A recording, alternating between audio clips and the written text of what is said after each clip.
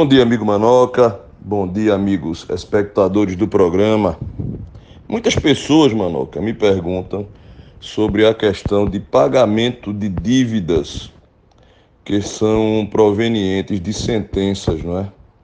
Do Poder Judiciário. São aquelas pessoas que têm algum dinheiro a receber de alguém ou de uma empresa, por exemplo. Muitas oriundas de danos morais e materiais, e que, para que possam receber esse dinheiro, buscam a solução desse problema no Poder Judiciário, não é?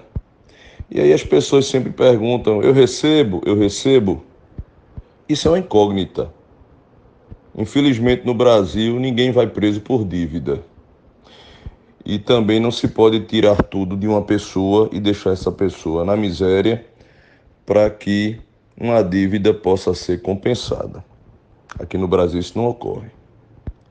Então, muitas vezes as pessoas entram no Poder Judiciário com a ideia de que vão ganhar e que vão receber aquilo que lhe é devido.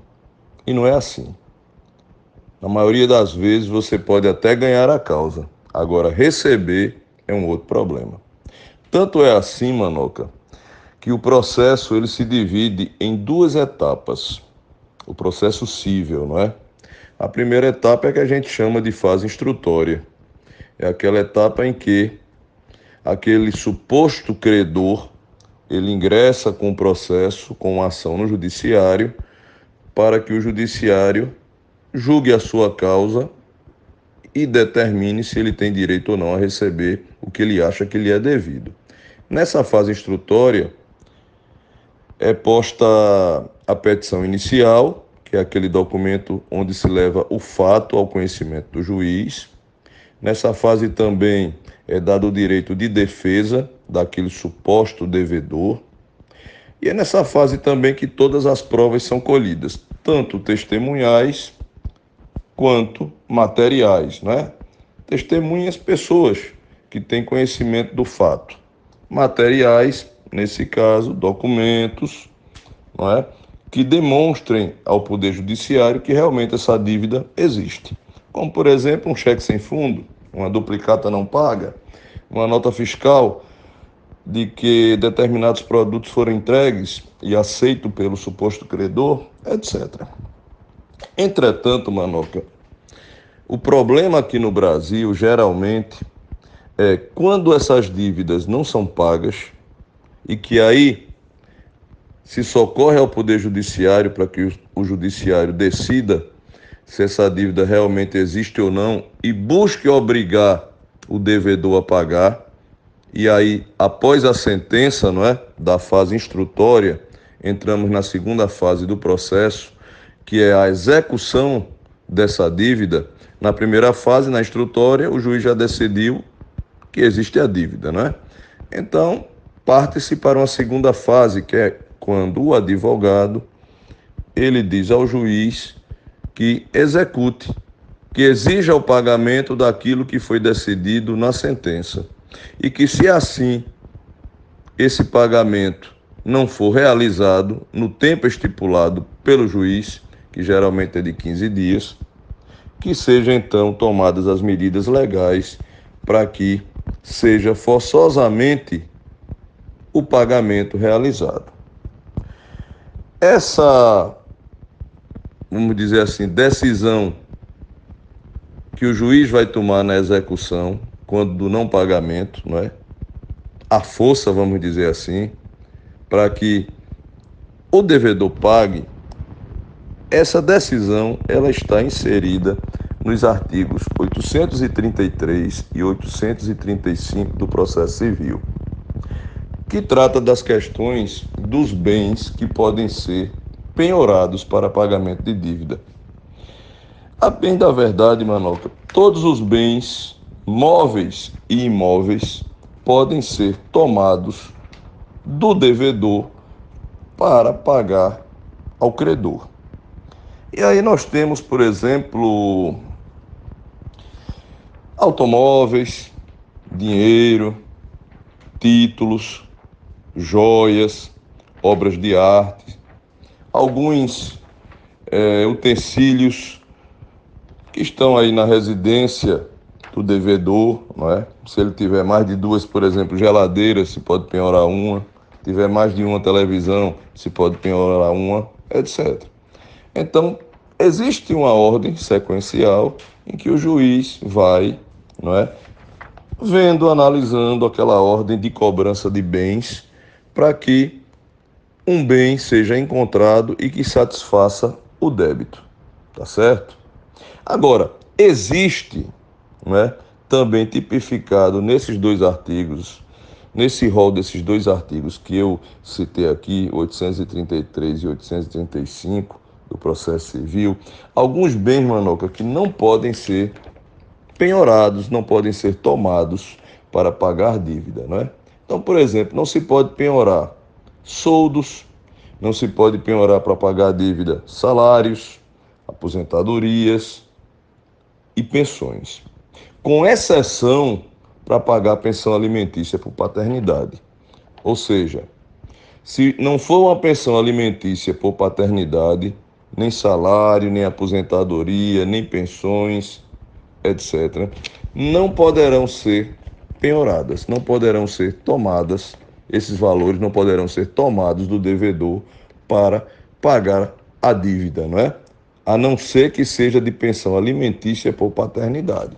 Aí, se for pensão alimentícia por paternidade, aí sim, o juiz pode, não é, tomar parte do salário, parte da aposentadoria e das pensões para saldar esse débito, essa dívida, não é? Também não se pode penhorar valores, Manoca, que estão em caderneta de poupança, desde que esses valores não ultrapassem 40 salários mínimos, né? Então, se o sujeito tem na poupança até 40 salários mínimos, esse dinheiro que está na poupança, ele não poderá ser usado para pagar débitos, a não ser pensão alimentícia por paternidade. Se a dívida for de pensão alimentícia por paternidade, não tem jeito. O indivíduo vai pagar de qualquer maneira, não é? Agora, o que é que acontece no Brasil, Manoca? Aqui no Brasil, infelizmente, o difícil é encontrar bens que possam ser penhorados no nome de algum devedor.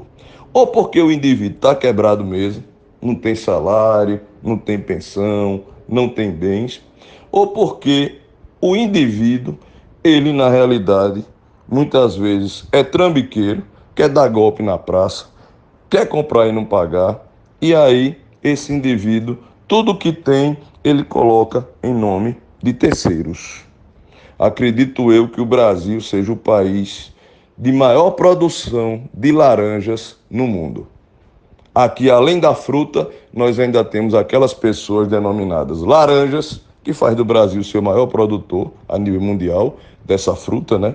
Nós ainda temos os laranjas, que são aqueles que, por receberem uma determinada quantia por mês, porque ninguém faz nada de graça, aceita colocar em seu nome bens provenientes daquelas pessoas que, por estarem devendo altos valores, não querem que seus bens sejam penhorados, ou simplesmente porque não podem justificar a origem desses bens, desse dinheiro, dessa casa, não é? Todo mundo tem que comprovar perante o imposto de renda a origem daquele dinheiro que você recebeu, por exemplo, durante um ano.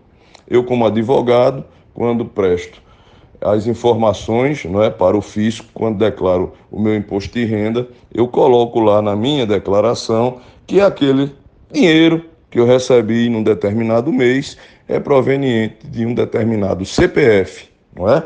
Que é um cliente que fez um contrato com o meu escritório e que me pagou pelos serviços. Então aí fica realmente, da minha parte, comprovado, não é? Que aquele dinheiro veio de fulano, portanto, de uma fonte ilícita. Agora, muitas pessoas envolvidas em coisas erradas, que não tem como justificar a origem do seu dinheiro, então pegam terceiros, laranjas, e colocam seus bens em nome destas. E aí ficam livres não só de pagar suas dívidas, como também de não sofrerem qualquer investigação, tanto do fisco quanto da Polícia Federal, para que assim possam dizer, informar a procedência da sua fortuna, da sua riqueza. Então vejam como é difícil, pessoal, aqui no Brasil, nós encontrarmos algum tipo de bem para que possa este bem ser usado para pagar dívidas que foram decididas na esfera judicial. Até porque, quando o juiz não encontra, o juiz ele tem ferramentas que ele pode buscar bens, por exemplo, tem o Infojud, né, que é um sistema informatizado onde o juiz, antigo Bacenju, que o juiz pode entrar na internet e saber onde o indivíduo tem conta bancária e se tem dinheiro naquela conta. Tem também o Renaju, que o juiz também pode entrar no sistema informatizado, né, da internet e descobrir se existe automóveis em nome daquele sujeito, do CPF dele, né? O juiz, quando usa estes sistemas e que não encontra nada, ele simplesmente joga a responsabilidade para o credor. Então, o juiz inicialmente, na execução, não é, da dívida, ele vai analisar esses dois sistemas para ver se existe realmente, não é, dinheiro ou automóvel que possa ser apreendido, não é, para que assim penhorado, vendido, estes bens possam ser usados para quitar a dívida.